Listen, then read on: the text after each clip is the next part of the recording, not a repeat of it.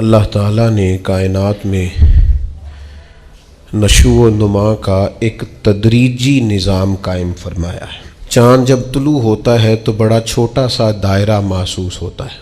پھر اس کی نشو و نما ہوتی ہے تو ایک بڑی روشنی کی صورت میں وہ سامنے آتا ہے، لیکن پورے عروج کے بعد پھر وہ ڈھلنا اور گھٹنا شروع ہوتا ہے، پھر آہستہ آہستہ اس کی وہ عروج والی روشنی ماند پڑتی ہے، اور کچھ دن اس پر ایسے آتے ہیں کہ بالکل دکھائی نہیں دیتا۔ سورج کی شعاعیں جب سورج صبح نکلتا ہے تو ماند ہوتی ہیں، پھر وہ اتنے عروج پہ ہوتا ہے کہ کوئی اس سے آنکھ نہیں ملا سکتا، لیکن شام کو پھر وہ اپنے زوال کو دیکھتا ہے۔ درخت ایک چھوٹے سے پودے کی صورت میں ہوتا ہے، کبھی کبھی یوں بھی لگتا ہے کہ ہو سکتا ہے کہ تیز پانی آئے یا آندھی آئے تو اس کو جڑ سے اکھیڑ دے، لیکن پھر وہ جب پورا جوان ہو جاتا ہے تو پھر بڑے بڑے طوفانوں میں بھی کھڑا رہتا ہے،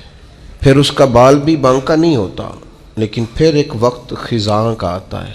جب اس کے پتے جھڑتے ہیں، جب پرندے اڑ جاتے ہیں، جب بلبلیں اس پر بیٹھنا چھوڑ دیتی ہیں، پھر کوئی کوئل آ کے اسے کوئی گیت نہیں سناتی۔ پت جھڑ کے موسم میں، زوال کے دنوں میں وہ بہت ساری آوازوں اور بہت سارے مہمانوں کو ترستا ہے۔ اللہ تعالیٰ کا حکمت کا نظام ہے، اس نے تدریج کی ہے اس نشو و نما میں۔ بس یہ 2-3 مثالیں دی ہیں، زیادہ بھی دی جا سکتی ہیں۔ اسی طرح اللہ تعالیٰ نے حضرت انسان کو بھی پیدا کیا ہے۔ وہ جوان آدمی جو محنت مزدوری کرتا ہے، دوڑتا ہے، بھاگتا ہے، آتا ہے، جاتا ہے، رزق کماتا ہے تو کنیوں کو پالتا ہے۔ یہ جب بالکل چھوٹا تھا نا تو اسے کھڑا بھی نہیں ہوا جاتا تھا، اس کے والدین انگلی کے سہارے چلاتے تھے۔ آج جو کنیوں کو کھلاتا ہے کما کے اللہ کی توفیق سے، ایک وقت یہ تھا کہ یہ اپنے ہاتھ سے لقمہ اٹھا کے منہ میں نہیں ڈال سکتا تھا، اس کے ماں باپ اس کے منہ میں لقمے ڈالتے تھے،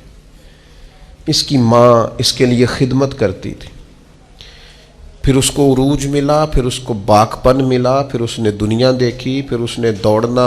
بھاگنا دیکھا، پھر اس نے بڑی بڑی گاڑیاں چلائیں، پھر اس نے بڑی بڑی ٹرینیں چلائیں، پھر وہ پائلٹ بنا،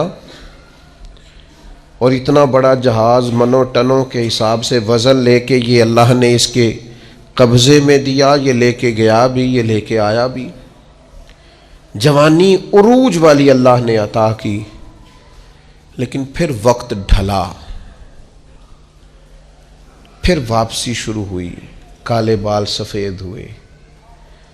سیدھی کمر ٹیڑھی ہونے لگی، اٹھتے ہوئے گھٹنوں میں درد رہنے لگا۔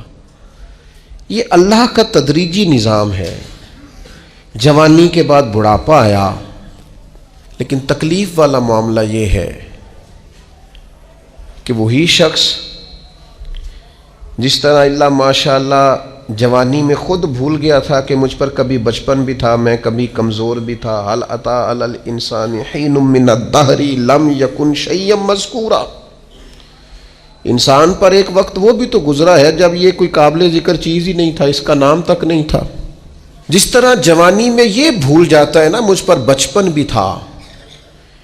اسی طرح جب یہ بوڑھا ہوتا ہے تو بعض اوقات بچے بھی بھول جاتے ہیں۔ ان کا خیال ہوتا ہے کہ شاید ابا ہی بوڑھا ہوا ہے، دادا ہی بوڑھا ہوا ہے، ہم نے شاید نہیں ہونا۔ وہ بڑی جلدی بوڑھوں کو سکریپ کا مال بنا دیتے ہیں، ان کے لیے چارپائیاں سٹور روم میں لگ جاتی ہیں۔ ان کو کہا جاتا ہے کہ ابا کو اے سی کی اس لیے ضرورت نہیں رہی کہ گھٹنوں میں درد ہے۔ ان کو یہ کہا جاتا ہے کہ چونکہ ان کا سامان ہی مختصر سا ہے لہذا بڑے کمرے کی حاجت ہی نہیں ہے۔ دھیرے دھیرے بزرگوں کے ساتھ لوگوں کا رویہ سخت ہے۔ اللہ تعالیٰ نے والدین کے سارے حقوق بیان کر کے پھر آخر میں فرمایا کہ دعا مانگو، حقوق بھی ادا کرو، بازو بھی کھلے کرو، پیار بھی کرو، خدمت بھی کرو اور دعا بھی کرو کیا دعا کریں؟ فرمایا وَقُرْ رَبِّ ارْحَمْهُمَا، مجھ سے کہو، دعا کرو میری بارگاہ میں، کہو رب ارحمہما، یا اللہ ان دونوں پہ رحم فرما، کما ربیانی صغیرہ، جیسے انہوں نے مجھے بچپن میں پالا تھا،